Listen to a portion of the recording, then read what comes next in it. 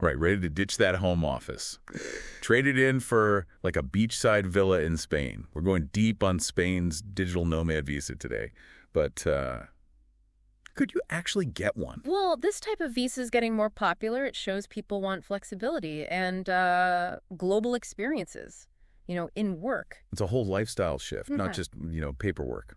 Okay, so the visa lets non-EU citizens work remotely in Spain for up to a year, and you can extend it. But here's the thing. You can work for companies outside of Spain, right? Or even for Spanish companies. But less than 20% of your work can be for them.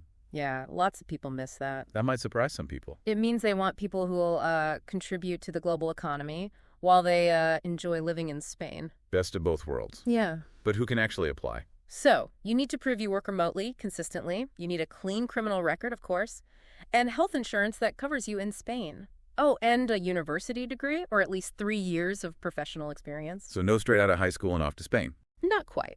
They want people established, who are committed to their work. Makes sense. They want to know you'll contribute. Now, I know Spain has other visas too, like the non-lucrative visa for retirees, and the golden visa if you're an investor. Right. Those are for different lifestyles, different goals. This digital nomad visa is aimed at location-independent workers, people who want professional growth and experiencing a new culture. Imagine answering emails with a view of the Sagrada Familia. Okay, but how do you actually get this visa? Is it a ton of paperwork?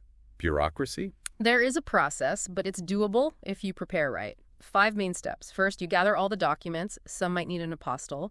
Then you make an appointment at the Spanish embassy or consulate. Hold on. You can't just apply online? Not for this visa, no. Right. Then you have an interview, talk about your work, your plans, why you want this lifestyle. After that, you wait for approval. That wait must feel long, but if it's approved, you're off to Spain.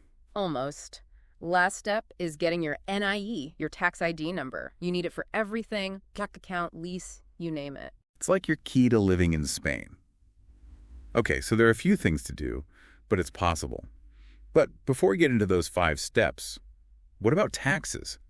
Do you pay in Spain A&D, your home country? Ah, that's a big one. Good news is many countries have double taxation agreements with Spain. So no double taxes. Tell me more. Yeah, you're only taxed in one country.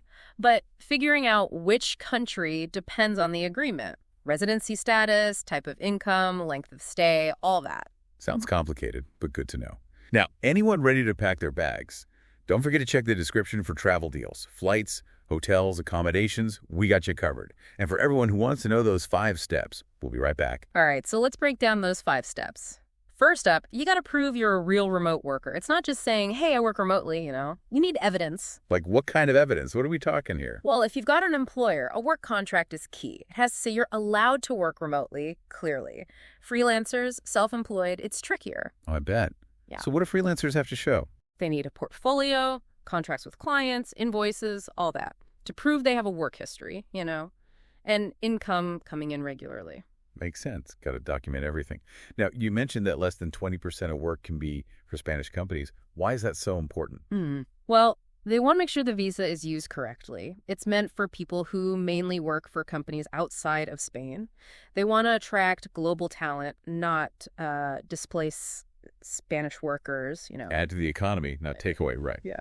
Okay, so you've proved you're a remote worker. What's next? Got to prove you can pay the bills, show you can support yourself, no relying on public funds in Spain, bank statements, pay slips, proof of income, all that. So you can't just show up broke and hope for the best. Nope.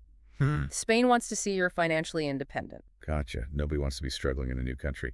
What about health insurance? Is that important? Oh, absolutely. Can't forget health insurance. You need a policy that covers you the whole time you're there.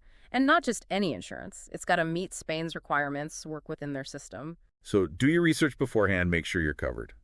Speaking of important stuff, what about that criminal record check? Is that a standard thing? Yep, pretty standard for visas. You'll need a clean record from your home country. And here's where it gets a little tricky. You might need an apostille for it. We've mentioned apostilles a few times. For anyone who doesn't know, what is that? So an apostille is basically international certification. It proves a document is legit, across different countries. It's like a stamp of approval, prevents fraud, all that. Right. How do you get your documents apostilled? Depends on your country. Usually you contact your government or a specific office. They'll walk you through it. But start early. It can take a while. Good advice. Don't wait till the last minute. Okay, so we've got our paperwork, our finances, our health insurance. What else do we need? You got to stay in Spain for a certain amount of time, at least 6 months out of every year to keep your visa valid. So they want you to actually live in Spain, not just visit. Really experience it. Exactly. Immerse yourself, be part of the community even if it's temporary. Makes sense. All right, so we've got all that covered. Remote work proof, money, insurance, clean records, stay duration. Now let's talk about the actual application process. Okay, so first you gather all those documents we talked about. Some need to be in Spanish, and remember, maybe apostolos.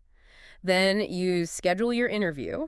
And that's at the Spanish embassy, right? Yeah. Or consulate. That's right, and those appointments can fill up fast. So book early, don't procrastinate. And what's the interview like? Is it intense? Nah, it's more of a chat. They'll ask about your work, what you'll do in Spain, why you want to live there, be honest, be enthusiastic. Sounds pretty straightforward. So then, after the interview, you just wait. Yeah, the waiting game, it usually takes 15 to 45 days for a decision. Hopefully it's good news. And if it is, you're almost there. But we still got to talk about the NIE number. Oh, right. When you arrive in Spain, you got to apply for your NIE. That's your tax ID number. Super important. What do you need it for? Everything. Bank accounts, phone contracts, renting an apartment. It's like your ID in Spain, basically. Gotta get that sorted right away then. Sounds like this whole process takes some serious planning. It does, but don't get overwhelmed. Take it step by step, and soon enough, you'll be enjoying Spain.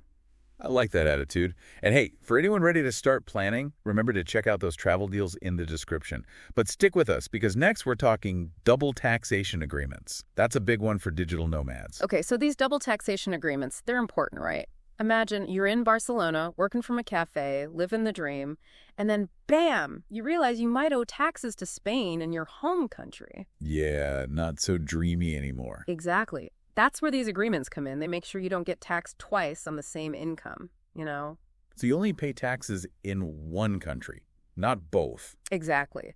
But which country depends on the specific agreement. It can get complicated. It depends on residency, what kind of income, how long you've been in each country, all sorts of stuff.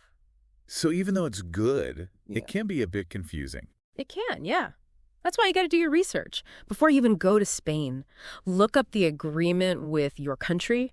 Figure out how it applies to you, your work, your income, how long you plan to stay, all that. So don't just assume you're good to go. Gotta be prepared. Are there any, resources for figuring this out? Oh, for sure. Check the official websites, both Spain and your country. Their tax websites, usually they have info on double taxation. Makes sense. And what if, you're still confused after all that?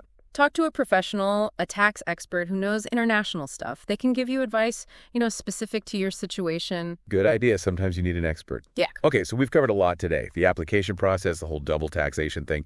But let's, zoom out for a second. This digital nomad visa, it's not just about paperwork, right?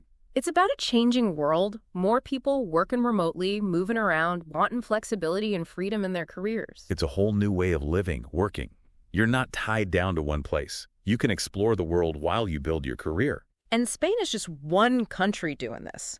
More and more places are welcoming digital nomads. They see the value. They're building communities. It's a global movement. Yeah. So this Spain visa, it's just the beginning. Exactly. The future is work and travel all mixed together. It's exciting. It is. Where will you go next? Think about it. The possibilities are endless. And for anyone ready to start their Spanish adventure, check out those travel deals in the description. Amazing discounts. Start planning. And don't forget to like this video, subscribe to the channel, hit that notification bell so you don't miss our next deep dive.